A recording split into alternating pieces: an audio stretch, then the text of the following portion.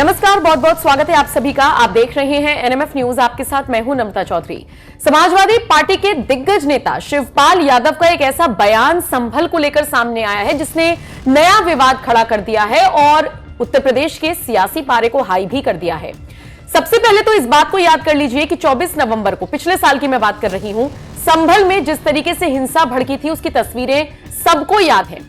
Police वालों पर जिस तरीके से पत्थरबाजी की गई थी, जिस तरीके से उन पर आक्रमण किया गया था, वो आप सबने देखा होगा। उसकी तस्वीरें सोशल मीडिया पर बहुत वायरल हुई थी, जिसके जवाब में पुलिस को भी कार्रवाई करनी पड़ी थी और पिस्टल तानते हुए कई पुलिसकर्मी नजर आए थे।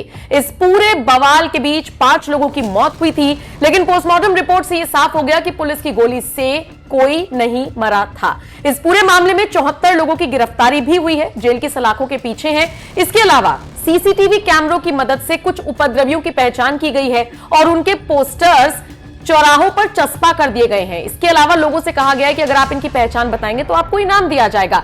लेकिन इन सब के बीच शिवपाल यादव ने संभल को लेकर जिस तरीके से विवादित बयान दिया है उससे हड़कंप मच गया। दरअसल उन्होंने कहा कि जब समाजवादी पार्टी की सरकार सत्ता में आएगी, यानी 2027 को लेकर वो एक आंकड़ा देते हुए नजर आए हैं। शिवपाल यादव ने कहा कि जब हमारी सरकार आएगी तो एक अत्याचार की नई पटकथा लिखी जाएगी और संभल का नाम उसमें सबसे ऊपर होगा। शिवपाल यादव के इस बयान को इस तरीके से देखा जा रहा है कि क्या वो हिंदुओं को चेतावनी दे रहे हैं? क्या वो ये कहने की कोशिश कर रहे हैं कि जब हमारी सरकार आएगी तब एक नई पटकथा लिखी जाएगी अत्याचार की और उसमें सबसे पहला नाम संभल का होगा? वो क्या कुछ कहने की कोशिश कर रही हैं, पहले आप खुद समझिए उनके बयान को सुनकर। संभल के मामले में जब समाजवादी पार्टी की सरकार हम लोग बनाएंगे तब अत्याचार की एक पटकथा लिखी जाएगी, तो उसमें संभल फिर सबसे ऊपर होगा। पटकथा लिखाई जाएगी, अत्याचार की पटकथा, तब संभल सबसे ऊपर होगा। को लेकर आरोपियों के खिलाफ जो चार्जशीट दाखिल करना शुरू कर दिया गया है बड़े पैमाने पर। जिन लोगों ने शिकायत की वहाँ पर नहीं, उनके खिलाफ भी चार्जशीट दाखिल हुई है।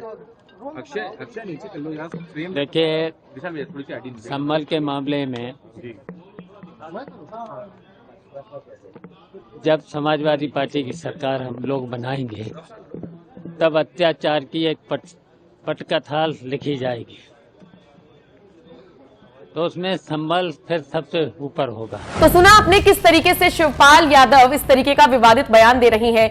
इसी बयान को शेयर करते हुए एक यूजर ने लिखा, समाजवादी पार्टी के बड़े नेता और अखिलेश यादव के चाचा शिवपाल यादव कह रहे हैं कि अगर 2027 में हमारी सरकार बनेगी तब संभल की नई पटकथा लिखी जाएगी। शिवपाल यादव के हिसाब से संभल में हिंदुओं के मंदिरों को मुगलों की तरह तोड़ डालेंगे। हालांकि शिवपाल यादव ने इस तरीके का तो कोई जिक्र नहीं किया, लेकिन उनके बयान के मायने कुछ इसी तरीके से निकाले जा रहे हैं। हालांकि इसके अलावा शिवपाल यादव ने मीडिया को संबोधित करते हुए योगी आदित्यनाथ की सरकार को भी घेरा और उनका इस्तीफा मांगते हुए नजर आए। किसका? योगी आदित्यनाथ का। जरा सुनिए शिवपाल यादव योगी पर तंज कसते कसते कैसे उनके इस्तीफे की मांग कर रही हैं। देखिए, मैंने कहा कि असंवेदनशील सरकार है। जो सरकार व्यवस्था के नाम पर, व्यवस्था और आस्था के नाम पर समन्वय न बना पाई हो, तो ऐसी सरकार को तो इस्तीफा देना चाहिए। और इस सरकार ने जो घटना हुई है, अभी तक तो उनके नाम नहीं बता पाई, गिनती नहीं बता पाई, उनकी आर्थिक मदद नहीं करी है, तो ऐसी असंवेदनशील सरकार को इस्तीफा देना चाहिए। और इसने केवल सरकारी धन का, अपनी पीआर बढ़ाने के लिए सरकारी धन का दुरुपयोग किया है। ऐसी सरकार को इस्तीफा दे देना चाहिए। कुल मिलाकर देखा जाए तो शिवपाल यादव का ये बयान ऐसे वक्त में आया है जब यूपी पुलिस ने संभल हिंसा को लेकर चार्जशीट दाखिल की है।